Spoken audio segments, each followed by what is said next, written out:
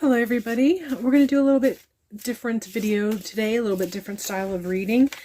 Today's video is just going to be a channeled message from Spirit using the cards as our means of inspiration, our means of connection, because that's what cards are anyway. They are our connection to the spirit realm. They are our connection to the other world. That's how you can receive messages. And today I'm just going to do an overall general reading of what Spirit needs you to know or to hear or to understand. And because this is just going to be a general reading for all, obviously the messages may be a little bit more broad, may be a little bit more complex, or may draw in different themes.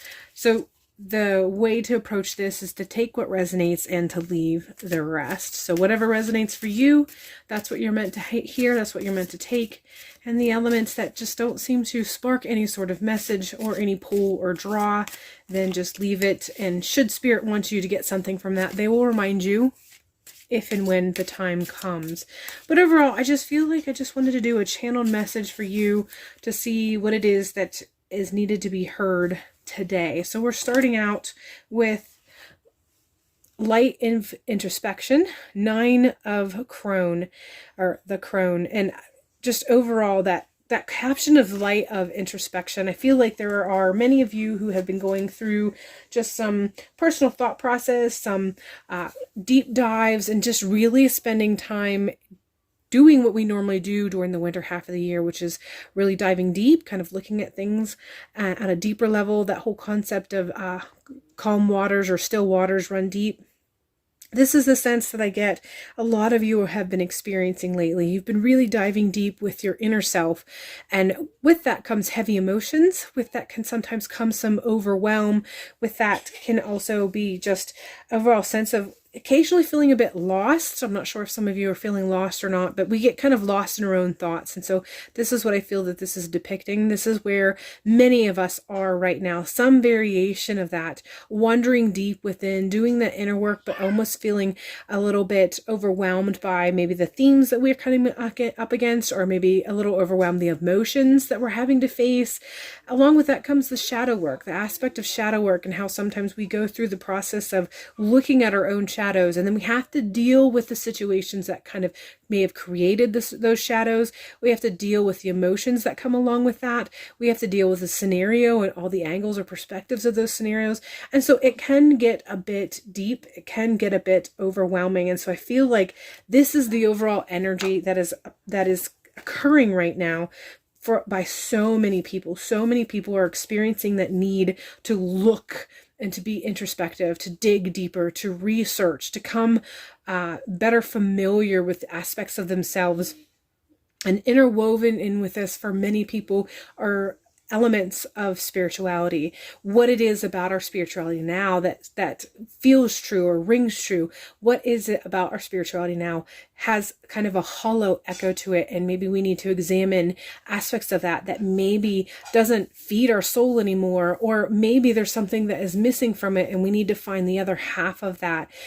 For some of you, this means even looking at aspects of the religion that you may have been raised with, and some of the conflicting aspects that come with that is how much there may be elements of your childhood religion which you have left because it didn't fit, that you're suddenly realizing still can apply. And so trying to figure out how to implement that or how to integrate it and still feel genuine and true to yourself. Those are all themes that seem to be coming up for some of you, or for many of you, if not all of you. So this is the position. This is where we're at right now. That light of introspection, really kind of getting into the deep or the thick of things. And then the emotions that come with that, that sense of state of being that comes with that.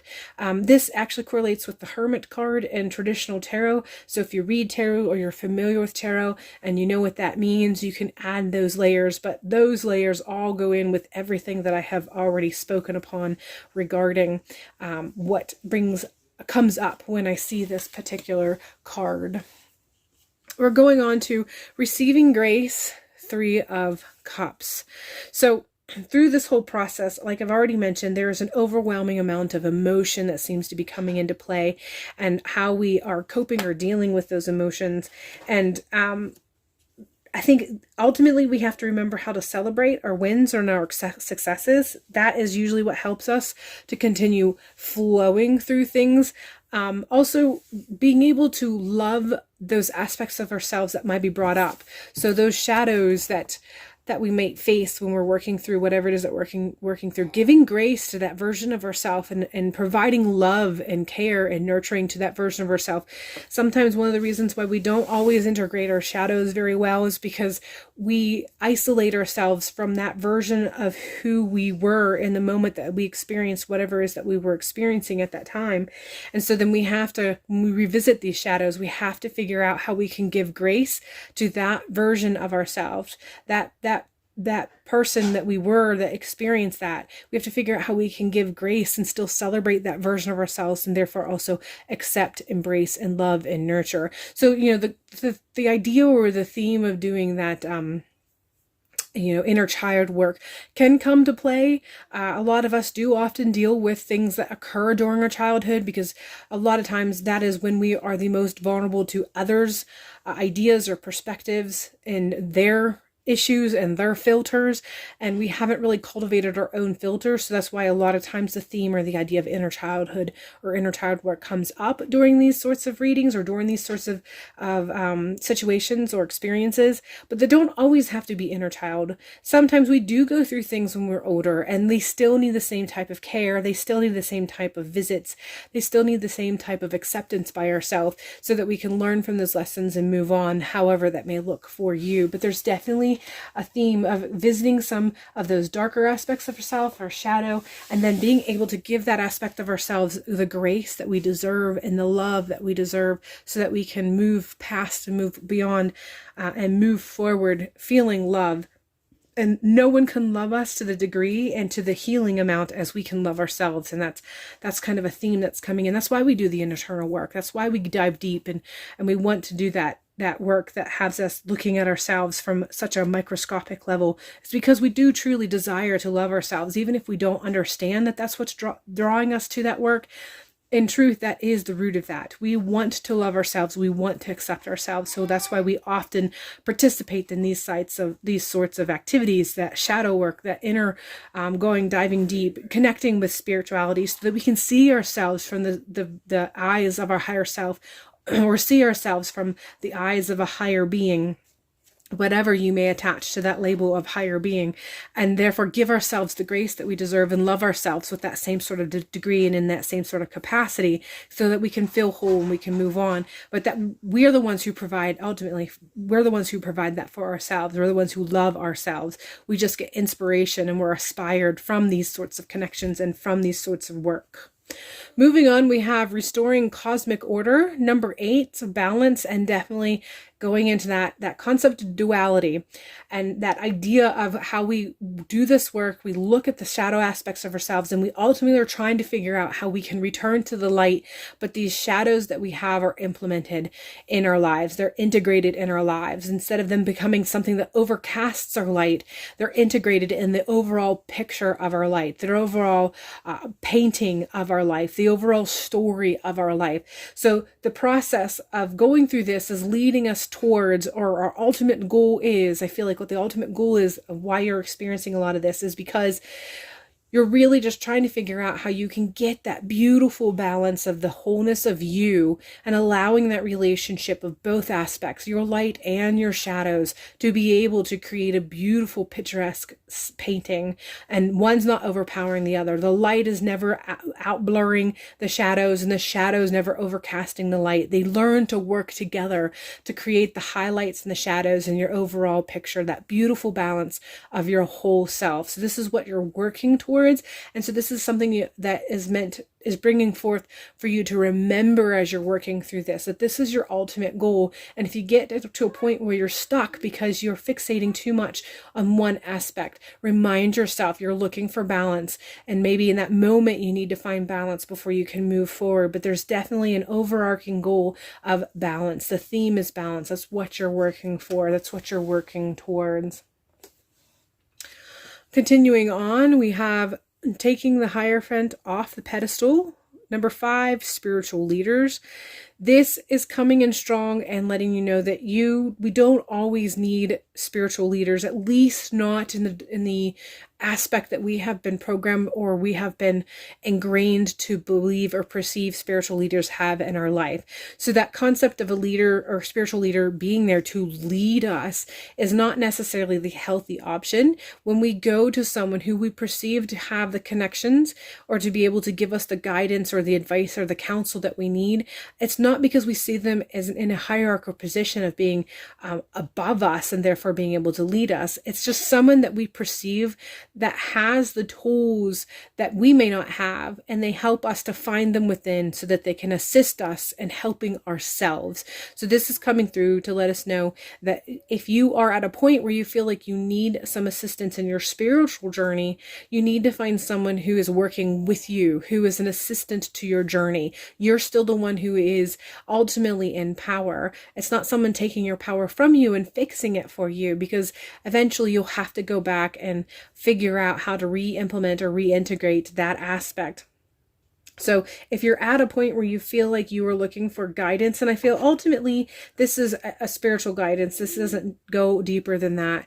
This is basically just trying to find someone who is a mentor. Make sure you're finding a mentor who is someone who is going to assist you and help you to lighten your own path, to guide you to finding that empowerment within yourself, not someone who's going to take control of your situation. So there are plenty of spiritual leaders out there. You just want to make sure that they are a good fit for you.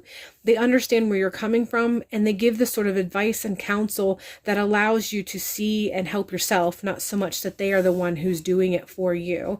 Then I know that's kind of a touchy ground, and it's really hard to get more clarity. Let's put it this way. I'm hoping the clarification for this is coming through properly, because I do want you to I don't want you to completely negate what a spiritual person can provide for you, what a spiritual advisor or a leader can provide for you. I just want you to understand that there's an importance difference between someone who is there to assist you in your journey versus someone who is there to take over your journey and lets you feel or leaves you feeling like you cannot do or be without them. You can't have the connections unless you are asking them to do them for you. You want to find someone who is assisting you and helping you find your connections and helping you to feel empowered and helping you to strengthen what is already within yourself. And sometimes you might need to have someone to help you with something that maybe you don't have the tools, but then they assist you. And then once you are on strong footing, then you're left feeling empowered, and you're left being able to continue on the journey. So, if you're facing that and you're looking for a mentor, make sure you look for someone who is a good fit and someone who is, again, empowering you, not taking your power from you as you work through this, whatever it is that you're facing. Continuing on, we have Master of Conscious Creation, the Magician. Oh my goodness, I absolutely love this. I've said this in previous videos and I'll repeat it probably again and again when it happens, but I love it when a card comes up in the reading that pretty much just brings back what I've already said. And this Magician, the Master of Conscious Creation, is really tying in what I've already said regarding spiritual leaders. That idea that you already have within you what you need, but maybe you need someone to help you, assist you in discovering it, assist you in awakening yourself up to it, or assist you in helping to empower yourself. So you have what it takes to continue on. You have it in yourself to be able to heal you. You may need someone to assist you in the process of awakening, or in the process of revealing parts of yourself, or in the process of helping to manifest encouragement in yourself. But ultimately, it always comes down to you. And if someone's taking that from you, then they may not be the right mentor for you. But the Magician card is really coming in hard, honing that message a little bit more succinctly, that you have it within yourself. And you want to make sure that whenever you are connecting with someone as a mentor, you're connecting with someone who is just highlighting what you have within, highlighting your personal power, not taking from you any sense of power or any sense of just being able to do something on your own, having it within you. You want them to mentor you, not take control of your spiritual journey or your experience. Because ultimately the story is yours. So you want to be able to engage in it, and you want to be the one who's telling it when it's done, whatever it is that you are going through or experiencing. Moving on, we have going beyond normal. Again, this has been a very spiritually connected video. So whatever it is that you are experiencing right now in your life is coming in very strong as a lot of spiritual awakening, revelations, maybe coming up against things that you had previously believed, or maybe you had been engaged with personal practice that was really good at the time, but you're recognizing that you've outgrown that. You've reached a point where that doesn't fit anymore in your personal practice or in your journey. So all of the elements that I'm touching on is really touching with that spiritual journey, spiritual expansion, spiritual growing that's happening, or awakening that's happening. And so going beyond normal, I just feel like it's coming in, letting you know that there are things that you are experiencing, or you're awakening to, or you're beginning to understand with better clarity. And some of the trouble or the resistance may be that what you are coming to terms with, or the elements or the ideas that you are suddenly becoming to understand a little bit better, they don't particularly fit in what's trending on social media, whatever the platform it is that you may engage with. So they're not really what you see said very often. It might not be what is most popular as far as what people are practicing, what people are presenting, what people are trying to sell you, how people are trying to help you. I just feel like overall, what is trending is not necessarily what you're finding your meat and bones for your particular practice right now. You're kind of growing beyond a lot of stuff, not just childhood beliefs, but maybe even some things that you picked up in your early adulthood, maybe some things you picked up later on in life. Maybe even some things that you picked up recently. Since there is such a huge and growing spiritual community, there's definitely themes that get repeated over and over and over again.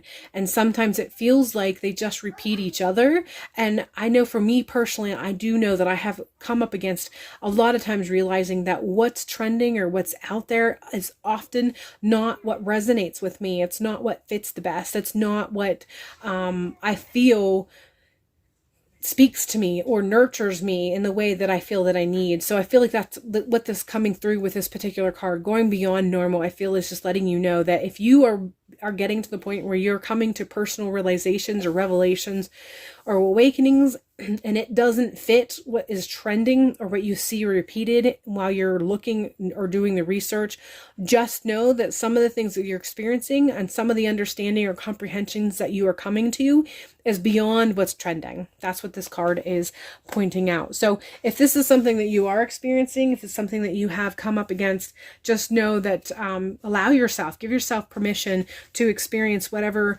messages you are experiencing regarding your own personal practice. Allow it to be personal. Remember or realize that you know more than you're giving yourself credit for, and just allow yourself to really kind of revel in your own intuition and your own Gnosticism. Finally, we have be the hunter, not the hunted.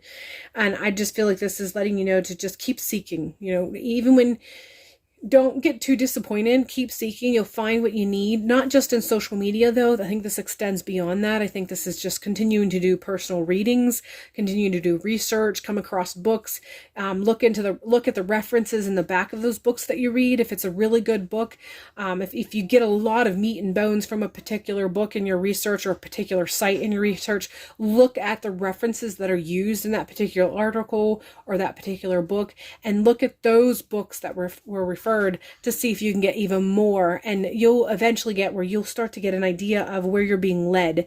You'll have that intuitive hit that lets you know that you want to go down this path, or what parts that you're supposed to keep as your own personal golden nuggets, and what parts that you need to just kind of let go because they don't resonate.